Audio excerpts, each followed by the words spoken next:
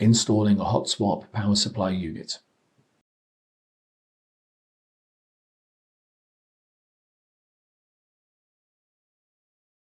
Make sure the label on the power supply is facing up, hold the handle, and slide the power supply into the power supply bay until it clicks into place.